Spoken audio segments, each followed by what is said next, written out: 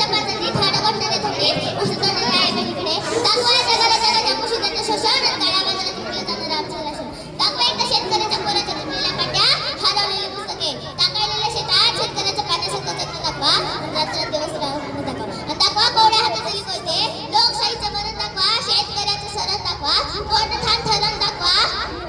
भ्रष्टाचाराचं पुरण दाखवा आणि दाखवा कर्जाच्या पोरानं शेतकऱ्याच्या पाठीवर पडलेले कोणही दाखवा आणि दाखवा शेतकऱ्याच्या सोन्यासारख्या पिकाला मिळालेला मातीमोल भाव आणि मग पुन्हा मागे हातात माईक घेऊन सांगा हा देश कृषी प्रधान देश आहे असं पुन्हा एकदा म्हणून दाखवा याच विषयाकडे तुमच्यासमोर उभे आहे नमस्कार मी राजलक्ष्मी विशाल माळी जिल्हा परिषद प्राथमिक शाळा गौठाई इयत्ता 6वी ची विद्यार्थिनी तुमच्या समोर आज विषय म्हणते जगाचा पोशिंदा शेतकरी ना बिल्ला ना बाटा ना बाटा ना ताता ना बिल्ला ना बाटा ना बाटा ना ताता आणि खऱ्या अर्थाने शेतकरी हाच समाजाचा बायोडेटा आणि खऱ्या अर्थाने शेतकरी हाच समाजाचा बायोडेटा विषय सुरुवात करत असताना मला आठवत होते जगद्गुरु तुकोबराय ज्यांनी आपल्याकडे गहाण असलेली जमीन 7/12 करून विक्रीने बुडवली आणि त्याला कर्जमुक्त केले विषयाची सुरुवात करत असताना मला आठवत होते छत्रपती शिवाजी महाराज ज्यांनी गवताच्या गाडीला सुद्धा महत्त्व देऊन खऱ्या अर्थाने शेतकऱ्याचं राज्याभिषेक केला विषयाची सुरुवात करत असताना मला आठवत होते महात्मा ज्योतिराव फुले ज्यांनी आदित्य राणीच्या दरबारात सांगून ठेवलं की माझ्या शेतकऱ्याच्या बळीराजाच्या समस्या जाणून घ्या विषयाची सुरुवात करत असताना मला आठवत होतो यूपी मधला शेतकरी ज्याच्या वाटीला कर्जमाफ 93 रुपये 9 पैसे ती कर्जमाफी आली अहो गद्दार आहे ती कर्जमाफी अहो गद्दार आहे ती कर्जमाफी जे आजपर्यंत फक्त कागदावरच तरी जे आजपर्यंत फक्त कागदावरच तरी मला आठवतं माझ्या गणिताच्या पुस्तकात प्रश्न असतो की शेतकऱ्याच्या राम्यानं अमुक व्यापाऱ्याकडून अमुक दराने कर्ज घेतले आणि तेच कर्ज अमुक व्यापाऱ्याला 2 वर्षानंतर किती टक्के सहित परत करेल परंतु महोदय आम्हाला असा प्रश्न कधीच पडला नाही की शेतकऱ्याच्या राम्याकडून अमुक व्यापाऱ्याने अमुक कर्ज घेतले आणि तेच कर्ज व्यापारी शेतकऱ्याच्या राम्याला 2 वर्षानंतर किती टक्के सहित परत करेल परंतु महोदय आम्हाला शिक्षण व्यवस्थेने सुद्धा हे शिकवलं की माझा बाप जरी उभ्या जगाचा पोशिंदा असला तरी तोच कर्ज घेईल आणि तोच कर्ज फेडेल म्हणून मी ऐकलेली इंग्रजीत भालेराव यांच्या कवितेची ओळ मला आठवते लेतो अंगावर चिंध्या खातो मीर जीवा कर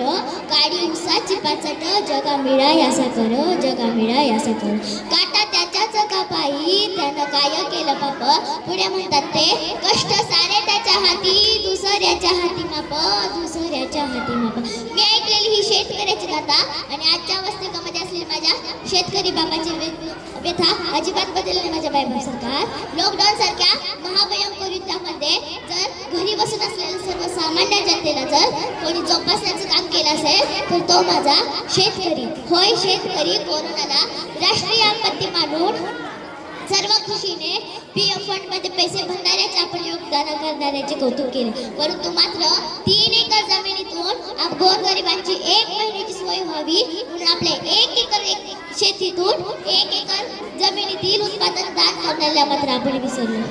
अहो ही कोरोनाची कथा आणि माझ्या शेतकरी बाबाची व्यथा बदलत गेलाय हा चिंतेचा प्रश्न पडला आणि विकासाचं नारळ फोडण्यासाठी तुम्ही आमच्या जमिनी वापरल्या मात्र जर खोबरं जर तुम्हाला मिळालं आणि मात्र आम्हाला घुटभर पाण्यासाठी लढावं लागणार असलं तर हो ही आमची इथली खरी दुर्दैवी अवस्था आहे 1918 साली डॉक्टर बाबासाहेब आंबेडकरांनी small holding in India in this red valley या पुस्तकात लिहून ठेवलं होतं की जोपर्यंत शेती क्षेत्राला औद्योगिक दर्जा प्राप्त होत नाही आणि कृषी क्षेत्राला भरीव स्वरूपात भाव मिळत नाही तोपर्यंत शेतकऱ्याचा विकास होणार नाही 130% लोकसंख्येपैकी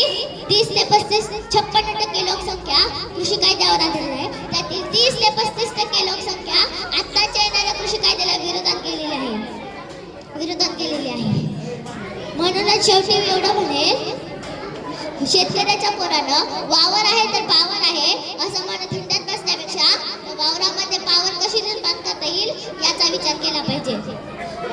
कुछ तुम बदलाओ कुछ हम बदले कुछ तुम बदलाओ कुछ हम बदले आओ मिलकर किसान की जिंदगी बदले आणि मग आपण खऱ्या अर्थाने म्हणू शकतो की माझा बाप शेतकरी उभ्या जगाचा पोशिंदा आहे उभ्या जगाचा पोशिंदा आहे जय जवान जय किसान अन्नदाता सुखी भव